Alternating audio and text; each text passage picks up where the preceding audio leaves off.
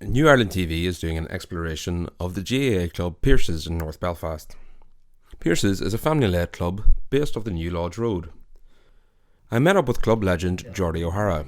He was one of the players to feature in the 1968 Antrim Senior Football Championship winning team. 68 we won the championship, or 69? 68. 68, I think, yeah. And, should be among us. So, That's it there? yeah.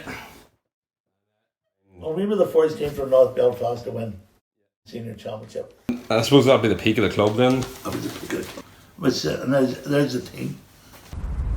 I remember very little about it. The only thing I remember basically is like Godzilla and Goliath colliding down here in the bottom goal. Paddy O'Hara and Henry Gallagher, I think, clashed and the ball broke loose, and it was Jimmy Kelly scored into the empty goal. I think once that goal went in, we started to believe in ourselves. He was a goalkeeper. He was a brilliant goalkeeper. I think he'd have got. He played for Ulster. Right. Played for Ireland, played for Ulster, and then he got picked for the All-Ireland team. So, you know, the picked an All-Ireland team played against the combined universities. Right, okay. You know? Yeah. It was like just a yearly Croke Park match, you know. Nice. And he played for the All-Ireland team. But not everything went well for them that year. We actually played Sarsfield in a senior championship final. And after the match, all hell broke loose. Bony scuffle. Lasted for a good 5 minutes, you know, right. touching. And we were brought before the county board. We were suspended for something like 2 years. Sarsfields got off scot-free. We were blamed, you know. Sarsfields were an older club than us, you know, and were more established in the senior league. So we appealed it, won our appeal, they suspended it again. And we went to Central Council in Dublin. In Dublin, right. And we won our appeal. And ironically, that's the year we won the championship.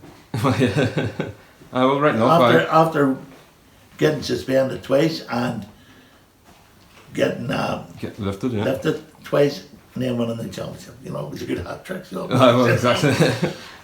They should have suspended us individually. Right, yeah. And they done us in a group of half a dozen people. You know, 6 years just suspended for 2 years or etc. or whatever it was. We appealed in that, won it, you know. Yeah. We went to the top excellence of the GAA and won it, and we won the championship that year. Brilliant, yeah, brilliant. You know, and that was sort of the boost to us, you know.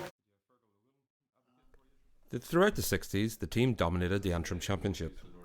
But at the end of the 60s, everything changed. In 6 years or 7 years, we were in 5 championship finals. Well, you see, once 69 happened, everything changed. People couldn't play football because they got lifted.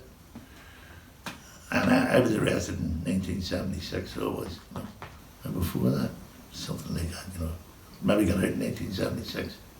And then when we went to the Kesh, each cage, you know, the Gaelic football team. Right. And they played, you know. Just on a wee and we actually won, I have a medal somewhere that was a jail medal. Long Kesh medal. Right, yeah. You know, for when we beat the thing. I was manager of the team and I played in the team. But we had a couple of guys like no Gaelic football in them at all. And I just said, look, hit your man. Yeah. You know, tackle. And they're big strapping guys. And we had afraid the life of it, you know. She left a bit on them, you know. But it's a couple of flying machines. And all you had to do is just put the ball about 30 yards out and it's going in toward the goal. And one of them would have been flying and bang a goal, you know. Yeah. There were 2 lads from and they never played Gaelic football before. just, and I said to him, look, I said, see, once I get the ball, there's it'll be going. Yeah. You know, and told the on midfielder, just put it there, and with one on each wing, it just the dovetailed on it, you know. And so, what were you using for a goalpost or whatever? Or? Well, there was football pitches. Right. Okay. Right. There was a football pitch in Cronin Road Jail. Aye. Soccer pitch. You know, we played Gaelic. Just played Gaelic with us, aye. And there was both a soccer pitch and a Gaelic pitch in the Crum and the Kesh. Right. Okay. Right. You know, the soccer men accustomed themselves to playing Gaelic. You know, Aye. and just a wee bit of coaching, and they were the football ability in them. You know, and the. You got the feet, like, They got the feet. We won the league, so we did.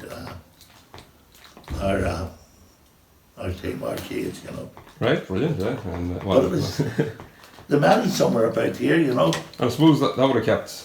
I suppose that would have kept morale up. Oh yes, because you were out. You were out at least twice a day. Right. Playing football. And when you're playing football, you're not in jail. Aye, well, this is it, yeah. You know, your mate's not in jail.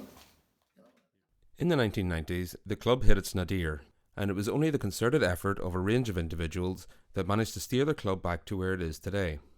Marty Hill would have been somebody who put behind the shears in, you know, both on the pitch and, you know, sort of in the background as club chairman and stuff.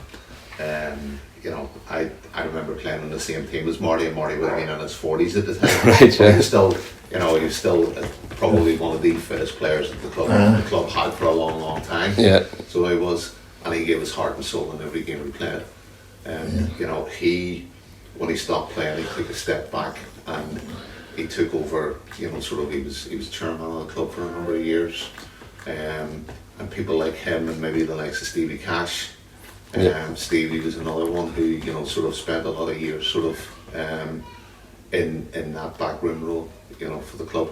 And there are guys who were as fundamental to keeping the club running as the likes of Manuel and, you know, sort of Colin, who were doing the stuff on the ground, and Stevie and Marty were doing a lot of stuff in the background. And there's countless others who you know, I'll probably forget to mention, but those guys deserve an awful lot of credit.